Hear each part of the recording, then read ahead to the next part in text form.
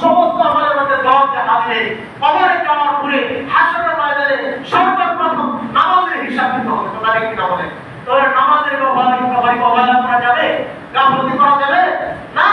এই নামাজটার ব্যাপারে খুব সুচার থাকতে হবে, সচেতন থাকতে হবে। আমার নামাজটা যেন আল্লাহ কবুল করে, নামাজটা যেন সুন্দর হয়, এগুলো নামাজটা সুন্দর হওয়ার মতো আমল করতে হবে। এবার নামাজ পড়তে আসে আলহামদুলিল্লাহ সূরা জানি না, আছে না এরকম? নামাজ পড়তে আসলে আলহামদুলিল্লাহ সূরা জানি না, সানা পড়তে জানি না, কিছু কিছু সুন্নাত আছে, আছে না? সুন্নাত আছে, ওয়াজিব আছে, মুস্তাহাব আছে। আচ্ছা মোটা বাদ দিয়ে সুন্নাত কি সুন্নাত আছে, সুন্নাতের ভাই একটা আমল করলে একটা সুন্নাতের বদৌলতে আল্লাহ কেয়ার সাথে বলা করা শহীদ শব্দ আছে সুবহানাল্লাহ বলে। এই সুন্নাত আমরা অনেক ছেড়ে দেয়, ওয়াজিব ছেড়ে দেয়, কোরআন তো সুলসি আল্লাহ ভরসা খবরই নাই। যাই হোক, নামাজটা যখন আমরা পড়তে আসবো একটু খেয়াল রাখবো। এক নম্বরে কি শরীর পাক, কাপড় পাক, জায়গা পাক, নামাজের জায়গা পাক, সফরটা আঁকা, তেগলামুখী হওয়া, অন্তর্বর্তী নামাজ পড়া, নামাজের তাই না? নামাজের ফরজ সাইডটা আছে না, এগুলো নামাজের বাহিরে। হ্যাঁ, এগুলো নামাজের কি? নামাজের বাহিরে 7টা ফরজ আছে।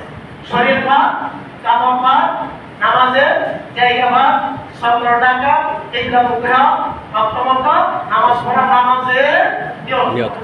মানে হলো 7টা নামাজের বাহিরে ফরজ। এই ফরজ কি ছেড়ে দেন নামাজকে শুরু হবে? নামাজই তো হলো ফরজ, নামাজই হবে না। নামাজের ভিতরে 6টা ফরজ আছে না? দাঁড়াইয়ে নামাজ পড়া, কেরাত পড়া, রুকু করা, দুই সিজদা করা, আখিরি বইতে হবে, আছে না? এগুলো তো করতে হবে। এগুলো সুন্দর করার জন্য আমলটা শিখতে হবে না? নামাজ দাঁড়াইলাম, সানাও জানি না, সূরা ফাতিহা ওয়াজিব, সূরা কেরানো ফরজ, আমরা এই কেরাত করা ফরজ, সূরা ওয়াজিব, এগুলো তো জানি না। সানাও জানলাম না, সূরা ফাতিহাও জানলাম না, কেরাত পড়াও জানি না, সুবহানাল্লাহ কেমনে হয় তাও জানি না। সুবহানাল্লাহিল আযীম আযীম আযীম সারাদিন পড়ার উচ্চারণ হলো না। সুবহানাল্লাহিল আযীম আযীম বললেন, সারাদিন পড়ার উচ্চারণ হলো না।